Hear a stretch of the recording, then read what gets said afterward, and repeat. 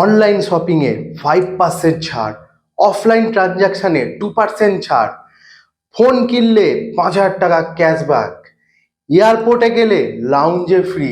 আর কি চাই? আরও আছে মাসে 2টো মুভি টিকিট ফ্রি। কি হয়েছে? পকেটে পয়সা নেই? ক্রেডিট কার্ড তো আছে, ব্যাংক টাকা দেবে। আপনি বিচার করবেন এটা ভালো না খারাপ। হ্যালো বন্ধুরা, আমি রাজর্ষি আর আপনারা দেখছেন আমার ব্র্যান্ড নিউ চ্যানেল ইনভেস্ট ইশারা। আপনি যদি একজন ক্রেডিট কার্ড ইউজার হন কিংবা আপনি ভাবছেন একটা কোনো নতুন ক্রেডিট কার্ড নেবেন, তবে ঠিক ভিডিওতে এসছেন।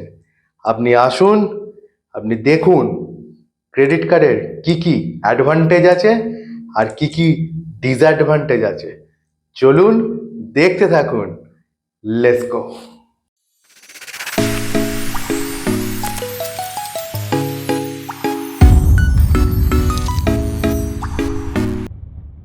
আজকে আপনাদের সামনে জানাবো 4টে অ্যাডভান্টেজ আর 4টে ডিসঅ্যাডভান্টেজ ক্রেডিট কার্ড ইউজের ওপর। আপনি বিচার করবেন এটা ভালো না খারাপ। প্রথমে জানবো ক্রেডিট কার্ড কি। ক্রেডিট কার্ড হলো এমন একটা ইনস্ট্রুমেন্ট যেটা আমাদের ব্যাংক প্রোভাইড করে। ক্রেডিট কার্ডের মধ্যে একটা ক্রেডিট অ্যামাউন্ট থাকে, যেই ক্রেডিট অ্যামাউন্টটা আমরা আমাদের প্রয়োজনীয় ক্ষেত্রে ব্যবহার করতে পারি। যেমন কিছু পারচেস করতে পারি, কোনো কিছুর বিল দেওয়ার জন্য ব্যবহার করতে পারি, কিংবা কোনো অন্য যে কোনো কাজে আমরা ব্যবহার করতে পারি। এবার কি হলো, ব্যাংক আমাদের ক্রেডিট অ্যামাউন্ট দিল, আমরা সেই ক্রেডিট অ্যামাউন্টটা আমাদের কাজে লাগালাম। এইবার ব্যাংক সেটার একটা বিল পাঠাবে। ধরুন মাসের 1 তারিখ থেকে আপনি ক্রেডিট কার্ডটা ইউজ করলেন, 1 থেকে 30 তারিখ অবধি আপনি সেটা ইউজ করলেন, যাবতীয় জিনিসপত্র কিনলেন, বিল দিলেন, যাবতীয় আপনার খরচা করলেন। 1 থেকে 30 তারিখের মধ্যে যেটুকু পরিমাণ অর্থ আপনি খরচা করবেন, সেই পরিমাণ অর্থের একটা বিল আসবে, যেটা পরের মাসের 1 তারিখে বিলটা এলো। বিলটা আপনি দেখলেন, বিলটা দেখে বিলটা পেমেন্ট করার টাইম থাকবে আরও 15 দিন। মানে আপনি ধরুন জানুয়ারি মাসের 1 তারিখে আপনি ক্রেডিট কার্ডটা নিয়ে শপিং করলেন, বিল দিলেন, সব কিছু করলেন, করে টোরে আপনার ফেব্রুয়ারি মাসের 1 তারিখে আপনার একটা বড় স্টেটমেন্ট এলো যে আপনি এত টাকা খরচা করেছেন। ঠিক আছে, সেই টাকাটা আপনাকে পেমেন্ট করতে হবে ফেব্রুয়ারি মাসের 15 তারিখের মধ্যে। মানে আরও 15 দিন আপনি টাইম পেলেন, মানে 45 দিন, ম্যাক্সিমাম 45 দিন আর মিনিমাম 15 দিন আপনি টাইম পাবেন সেই অ্যামাউন্টটা ফেরত দেবার, যেই অ্যামাউন্টটা ব্যাংক আপনাকে প্রোভাইড করেছিল আর ব্যাংক প্রোভাইড করা অ্যামাউন্টের আপনি যেটুকু ইউজ করেছেন। এই হলো ক্রেডিট কার্ড। 45 দিনের একটা ইন্টারেস্ট ফ্রি ব্যাংক লোন, 45 দিনের মধ্যে আপনাকে সেটা ফেরত দিতে হবে। এর কটা ভালো দিকও আছে, এর কটা খারাপ দিকও আছে। চলুন আগে ভালো দিকগুলো জেনে নিই, এর কি কি ভালো দিক আছে। প্রথম অ্যাডভান্টেজ, এমার্জেন্সি পারপাস। ধরুন আপনার বাড়িতে রাত্রিবেলা কেউ অসুস্থ হয়ে পড়ল, আপনি তাকে নিয়ে নার্সিংহোমে গেলেন। নার্সিংহোমে গিয়ে আপনাকে ইমিডিয়েট বলল 1,00,000 টাকা জমা করতে হবে। যেই পেশেন্টকে নার্সিংহোমে নিয়ে গেলেন তার কোনো মেডিক্লেম নেই, আপনার হাতে ক্যাশ নেই, ব্যাংকেও অত অ্যামাউন্ট নেই, কিন্তু আপনার পকেটে একটা ক্রেডিট কার্ড আছে যেটার ক্রেডিট লিমিট 1,00,000 টাকা। সেইটা দিয়ে আপনি তৎক্ষণাৎ এমার্জেন্সিতে 1,00,000 টাকা দিয়ে সেই পেশেন্টটাকে বাঁচাতে পারলেন। আপনার বাড়ির লোককে আপনি তৎক্ষণাৎ চিকিৎসা করাতে পারলেন। হয়তো আপনার ইনভেস্টমেন্ট আছে, আরো বেশি টাকার ইনভেস্টমেন্ট আছে, কিন্তু ইনভেস্টমেন্ট ভাঙতে গেলে আপনাকে পরের দিন অবধি ওয়েট করতে হবে, তারপরে অনেক দুদিন কি একদিন বাদে ডিম্যাট অ্যাকাউন্ট থেকে আপনার সেভিংস অ্যাকাউন্টে টাকাটা ঢুকবে। কিন্তু তৎক্ষণাতের জন্য ক্রেডিট কার্ড আপনাকে বাঁচিয়ে দেবে। এবার কি হবে, সেই যে ক্রেডিট কার্ডের যে 1 লাখ টাকা অ্যামাউন্টটা আপনি নিয়েছিলেন সেটা শোধ করার দিন হচ্ছে 45 থেকে 15 দিন, মানে ম্যাক্সিমাম আপনার 45 দিন, মিনিমাম হচ্ছে 15 দিন। আপনি একটা সময় পেলেন সেই টাকাটা পরিশোধ করার। আপনি একটা ফান্ড পেয়ে গেলেন, আপনি টাকাটা শোধও করে দিলেন, আপনাকে আপনার ইনভেস্টমেন্টও ভাঙতে হলো না, আপনার বাড়ির যে মানুষ, প্রিয় মানুষ, সেও সুস্থ হয়ে উঠলো, আর আপনি একটা এমার্জেন্সি পারপাসে আপনাকে ক্রেডিট কার্ড বাঁচিয়ে দিল। সব থেকে বড় অ্যাডভান্টেজ, আপনার বাড়িতে যদি এমার্জেন্সি হয়, ক্রেডিট কার্ড হচ্ছে আপনার সব থেকে বড় ধারালো অস্ত্র, যে আপনাকে ওই সিচুয়েশনে আপনাকে বাঁচিয়ে ফেরাবে। এটা হচ্ছে ফার্স্ট অ্যাডভান্টেজ। 2 নম্বর, ইন্টারেস্ট ফ্রি লোন। আপনি ভাবুন তো, আজকের দিনে দাঁড়িয়ে কেউ একটা ইন্টারেস্ট ফ্রি লোন দেয়? ব্যাংক আপনাকে আপনার সিবিল অনুযায়ী একটা ইন্টারেস্ট ফ্রি লোন 50 দিনের জন্য, 50 থেকে 45 দিনের জন্য দিচ্ছে। আপনি সেই ফান্ডটা, যেই ফান্ডটা আপনি পাচ্ছেন, সেটা কতভাবে 45 দিনে কাজে লাগিয়ে আবার ব্যাংকে ফেরত দিতে পারেন। আপনি যদি একটু ইন্টেলিজেন্টলি চিন্তা করেন যে ব্যাংকের এই লোনটা, যেই ক্রেডিট লিমিটটা আমি পাচ্ছি, সেই লিমিটটা আমি একটু কাজে লাগাই, কাজে লাগিয়ে আমি সেটা আবার 50 দিনের মধ্যে ফেরত দিয়ে দেবো, কতটা একটা বলুন, এর থেকে বড় অ্যাডভান্টেজ আর কিছু হয়? 50 দিনের একটা ইন্টারেস্ট ফ্রি লোন। এখন কত মানে ছোট ছোট মাইক্রো ফাইন্যান্স কোম্পানি গজিয়ে গেছে, যারা হায়ার ইন্টারেস্ট রেটে, অনেক হায়ার ইন্টারেস্ট রেটে পার্সোনাল লোন দিচ্ছে। আর সেখানে ক্রেডিট কার্ড, কোনো ব্যাংকের ক্রেডিট কার্ড আপনাকে 50 থেকে 45 দিনের জন্য একটা ইন্টারেস্ট ফ্রি লোন দিচ্ছে। এটা একটা second advantage, interest free loan পাচ্ছেন 45 দিনের জন্য। যদি আপনি আপনার ক্রেডিট কার্ডের যে বিলটা প্রত্যেক মাসে আসে, সেটা যদি আপনি টাইমলি পে করে দেন, আর এটা যদি মাসের পর মাস যদি পেমেন্ট করতে থাকেন, তাহলে আপনার ক্রেডিট স্কোর একটা ভালো জায়গায় চলে যাবে। আপনার ক্রেডিট স্কোর তত বাড়বে, আর ক্রেডিট স্কোর যদি আপনার বাড়ে, তাহলে কি হবে, ভবিষ্যতে যদি আপনার কোনো বড় লোন নিতে চান, কার লোন, হোম লোন, কিংবা কোনো পার্সোনাল লোনই বা নিতে চান, আপনি অতি সহজেই লোন পেয়ে যাবেন। কারণ ব্যাংক আপনার মুখ দেখে আপনাকে লোন দেখবে না, আপনার সিবিল স্কোর দেখে আপনাকে লোনটা দেবে। আর আপনি যদি টাইমলি ক্রেডিট কার্ডের বিল পেমেন্ট করে থাকেন, তাহলে আপনার ক্রেডিট স্কোর সেইভাবেই উন্নতি হবে আপনার ক্রেডিট স্কোরে।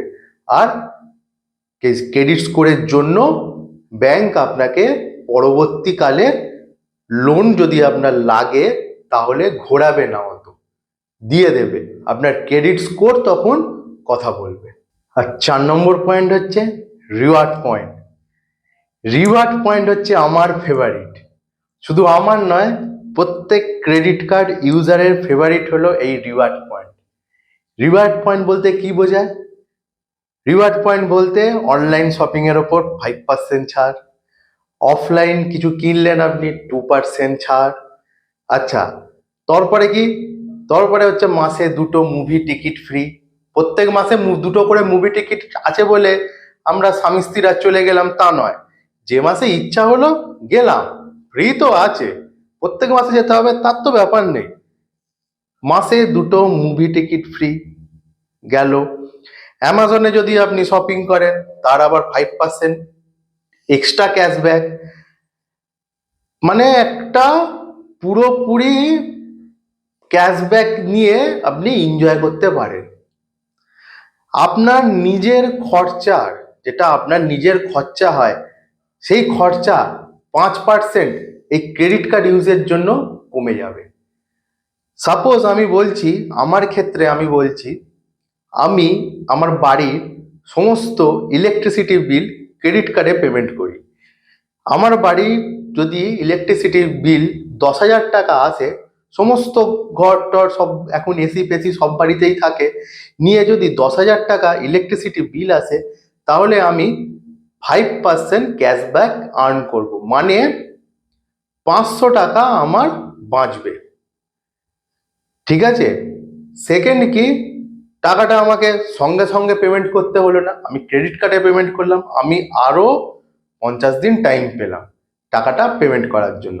সুতরাং টাকাটা আমার কাছে থাকলো, আমি ক্রেডিট কার্ডে পেমেন্ট করে 5% ঘরে তুলে নিলাম, আবার 45 দিনের মধ্যে ফেরত দিয়ে দিলাম। এইভাবে প্রত্যেক মাসে আমি এই বিল ক্রেডিট কার্ডের থ্রুতে পে করি, আর একটা ভালো রিওয়ার্ড পয়েন্ট আমি এনজয় করি। এই তো ছিল অ্যাডভান্টেজ। এবার আসছি ডিসঅ্যাডভান্টেজ। প্রথম ডিসঅ্যাডভান্টেজ, সব ঠিকঠাক চলছিল, আপনি ক্রেডিট কার্ডে কেনাকাটা করলেন, কেনাকাটা করার পর 30 দিনের মাথায় আপনার কাছে বিল এলো, বিলটা আপনাকে আবার 15 দিন টাইম দিল, মানে টোটাল 45 দিনের একটা সাইকেল হলো। 45 দিনের মধ্যে আপনি পেমেন্ট করতে পারলেন না, 46 দিন পড়ে গেল। তারপরে কি হবে শুনুন। প্রথমে একটা ফাইন লাগবে, ফাইনের ওপর পড়বে জিএসটি, তারপরে একটা হাই ইন্টারেস্ট, মানে যেই শপিংটা আপনি করেছেন কিংবা যেই মানে খরচাটা করেছেন তার উপর একটা হাই ইন্টারেস্ট। ইন্টারেস্ট রেট কত না, ইন্টারেস্ট রেট হচ্ছে অ্যানুয়ালি 40 থেকে 45%। অ্যানুয়ালি 40 থেকে 45%, যেটা মান্থলি আপনার যে জিনিসগুলো আপনি কিনেছেন সে তার অ্যামাউন্টের ওপর ধার্য হবে। আবার সেই ইন্টারেস্টের ওপরও আবার পড়বে জিএসটি, মানে একটা নরক যন্ত্রণার মুখে আপনি পড়ে গেলেন। ভাবুন, 45 দিন অবধি ঠিক ছিল, আপনি এনজয় করছিলেন, আপনি রিওয়ার্ড পয়েন্ট পাচ্ছিলেন, 45 দিন থেকে যেই 46 দিন হয়ে গেল আপনি একটা নরক যন্ত্রণার মুখে পড়ে গেলেন। এটা হচ্ছে ফার্স্ট ডিসঅ্যাডভান্টেজ, একটা হাইলি ইন্টারেস্ট আপনাকে পেমেন্ট করতে হবে পেনাল্টি হিসাবে, আর তার উপর পড়বে জিএসটি, সেটা যেন গোদের ওপর বিষ ফোড়া একটা। এবার আপনি টাইমলি যদি পেমেন্ট না করেন তাহলে আপনার সিবিল স্কোরের ওপর একটা বড় ইম্প্যাক্ট পড়বে। যদি ভবিষ্যতে আপনি কোনো লোন নিতে যান তাহলে আপনার সিবিলের জন্য সেই লোন আটকে যেতে পারে। এটা একটা আপনার বড় রকম ডিসঅ্যাডভান্টেজ যদি আপনি ক্রেডিট কার্ডের পেমেন্ট দিতে ফেল হন। 3 নম্বর ডিসঅ্যাডভান্টেজ হচ্ছে মিনিমাম পেমেন্ট। দেখবেন আপনার ক্রেডিট কার্ডের যখন বিল আসবে তখন নিচে ছোট্ট করে লেখা থাকবে মিনিমাম পেমেন্ট। যদি আপনার 10,000 টাকা ক্রেডিট কার্ডের বিল হয় তাহলে মিনিমাম পেমেন্ট আপনার লেখা থাকবে 500 টাকা, মানে আপনি ওই 500 টাকাটা দিয়ে ক্রেডিট কার্ডটা আবার ইউজ করতে পারবেন। কিন্তু এই ট্র্যাপে ভুলেও পা দেবেন না, কারণ এই 10,000 টাকার ইন্টারেস্টটা হচ্ছে এই 500 টাকা। এই 500 টাকাটা আপনাকে পে করাচ্ছে 10,000 টাকা থেকে 500 টাকা মাইনাস করে নয়, 10,000 টাকার ইন্টারেস্টটা পে করাচ্ছে, করে আপনাকে কার্ডটা আবার ইউজ করতে দিচ্ছে। নেক্সট বিল যখন জেনারেট হবে তখন 10,000 টাকাটাও থাকবে, প্লাস 500 টাকা তার উপর আবার ইন্টারেস্ট পড়বে, প্লাস তার উপর জিএসটি পড়বে, প্লাস আপনি যেই টাকাটা আবার খরচা করেছে এই মাসে, মানে সেই বিল সাইক্লিং এ, সেই টাকাটাও আবার যোগ হবে, প্লাস সেই টাকারও ইন্টারেস্ট যোগ হবে। মানে ভাবুন একটা কত বড় ডেপ ট্যাপে আপনি পা দিয়ে ফেললেন। ক্রেডিট কার্ড কোম্পানির ব্যাংকগুলো চায় যে আপনি আপনার অকাতের বাইরে গিয়ে কেনাকাটা করুন, যাতে ওরা আপনাকে ডেপ ট্র্যাপে ফেলে আপনার থেকে ইন্টারেস্ট আর্ন করতে পারে। যদি আপনি নিজের যতটুকু আপনার সমর্থ তার থেকে বেশি পরিমাণ খরচা করেন ক্রেডিট কার্ডে, তাহলে আপনার জীবন নরকের থেকেও খারাপ হয়ে যাবে। আপনি সবসময় চাইবেন আপনি যতটা খরচা করার আপনার সামর্থ্য আছে সেইটুকু খরচা আপনি ক্রেডিট কার্ডে করুন। দেখবেন আপনার জীবনটা কতটা ভালো লাগছে, কতটা রিওয়ার্ড পয়েন্ট এনজয় করছেন, কত সুন্দরভাবে একটা 45 দিনের লোন ফ্রি একটা মানে প্রসেস পাচ্ছেন। যদি আপনি আপনার গ্রিডের বসে, লোভের বসে যদি আপনার সামর্থ্যের বেশি খরচা করে ফেলেন, তাহলে এই যন্ত্রণাগুলোর সম্মুখীন আপনাকে হতে হবে। তা এই ছিল আজকে আমার ক্রেডিট কার্ডের অ্যাডভান্টেজ আর ডিসঅ্যাডভান্টেজ। আপনারা বলুন কমেন্টে আপনারা কোন ক্রেডিট কার্ড ইউজ করেন আর কতভাবে এই রিওয়ার্ড পয়েন্টটা এনজয় করেন, প্লিজ আমাকে কমেন্টে জানান। আর ভিডিওটা কেমন লাগলো, যদি ভিডিওটা ভালো লাগে লাইক করুন, শেয়ার করুন, সাবস্ক্রাইব করুন আর সবার মধ্যে ছড়িয়ে দিন। ধন্যবাদ।